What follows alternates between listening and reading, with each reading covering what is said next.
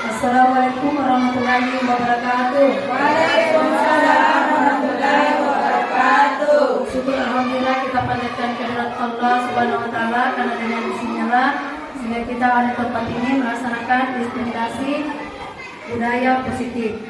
Dan tidak lupa kita kirimkan salawat kepada junjungan kita Nabiullah Muhammad sallallahu alaihi wasallam. Allahumma shalli ala sayyidina Muhammad wa ala ali sayyidina Muhammad. Yang merupakan teladan bagi kita semua.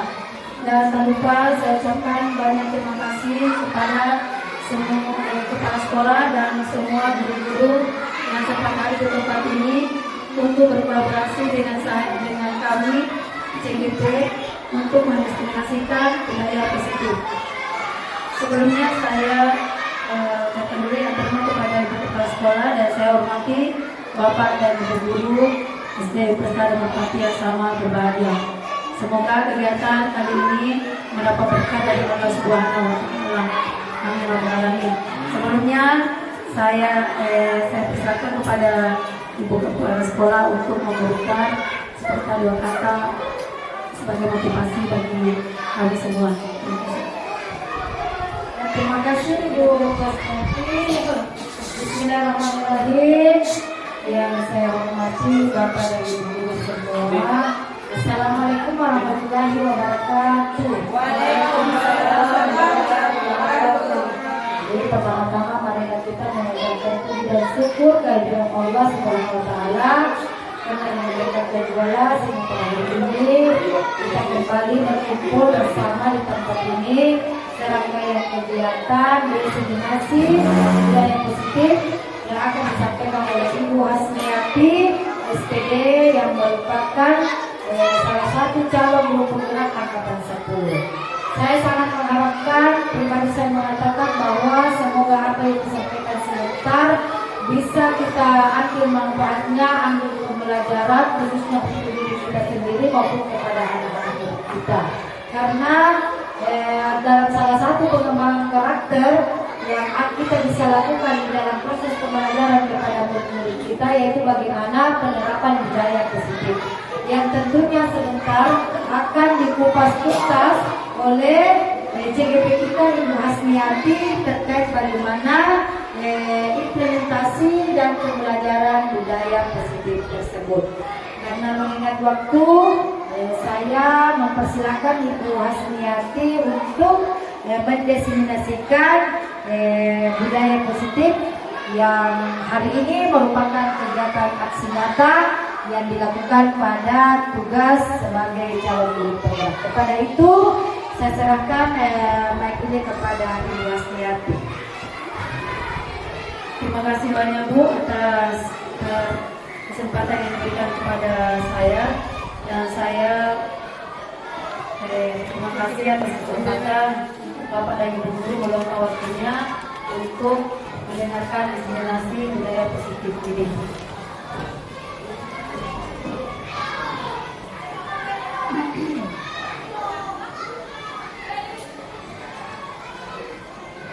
Assalamualaikum warahmatullahi wabarakatuh. Waalaikumsalam warahmatullahi wabarakatuh. Baiklah teman-teman, rekan sejawat, saya akan mendiseminasikan budaya positif yang kami dapatkan di pelatihan calon guru penggerak. Apa itu budaya positif? Nanti Bapak dan Ibu guru pasti ingin mengetahui apa itu budaya positif. Nah, ini adalah budaya positif. Satu, paradigma belajar. Jadi, yang pertama adalah paradigma belajar. Yang kedua, disiplin positif. Yang ketiga, motivasi perilaku manusia. Yang keempat, yaitu kebutuhan dasar. Yang kelima, posisi kontrol. Yang keenam, keyakinan kelas. Dan yang ketujuh, segitiga restitusi. Jadi itu Bapak dan Ibu. Kemudian kita lanjut. Sebentar ini akan dikupas satu demi satu.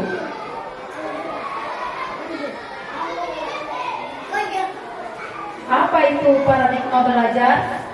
Jadi Paradigma belajar, pembelajaran paradigma baru merupakan pembelajaran yang berorientasi pada penguatan kompetensi dan pengembangan karakter yang sesuai dengan nilai-nilai Pancasila. Pembelajaran paradigma baru memastikan praktik pembelajaran yang berpusat pada murid, yang mana setiap murid belajar sesuai dengan kebutuhan dan tahap perkembangannya.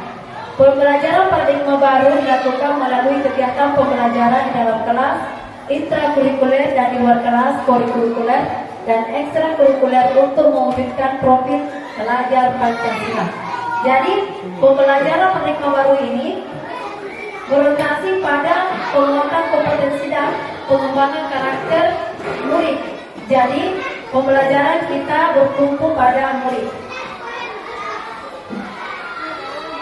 Jadi, sesuai dengan guru itu adalah menuntun kodrat alam dan kodrat sama yang sudah kodrat alam yang sudah dimiliki oleh murid-murid kita.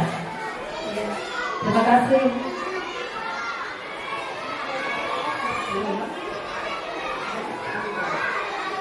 Nah, sekarang paradigma belajar. Paradigma belajar itu ada dua, yaitu stimulus respon dan teori kontrol.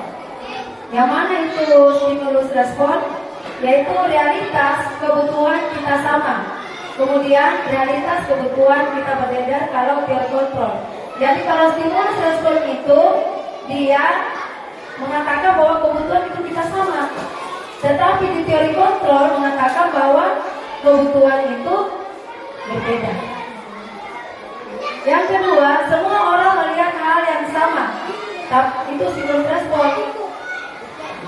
Sedangkan teori kontrol yaitu setiap orang memiliki gambaran yang berbeda. Stimulus respon, kita mencoba mengubah orang agar berpandangan sama dengan kita. Sedangkan teori kontrol, kita berusaha memahami pandangan orang lain tentang dunia. Jadi Bapak dan Ibu, sampai di sini ada pertanyaan? Mohon maaf, biasa keluar untuk biar tak. Putar ke kanan. Ya. Putar sih. Nah, sekarang perilaku buruk dilihat sebagai suatu kesalahan. Jadi perilaku buruk, kalau stimulus respon itu perilaku buruk dilihat sebagai satu kesalahan. Tapi kalau di teori kontrol, semua perilaku memiliki tujuan. Jadi semua tingkah laku kita, semua perbuatan kita pasti ada tujuannya. Jadi kita harus tanyakan kepada siswa, kenapa kamu melakukan seperti ini? Jadi pasti mereka ada tujuan masing-masing.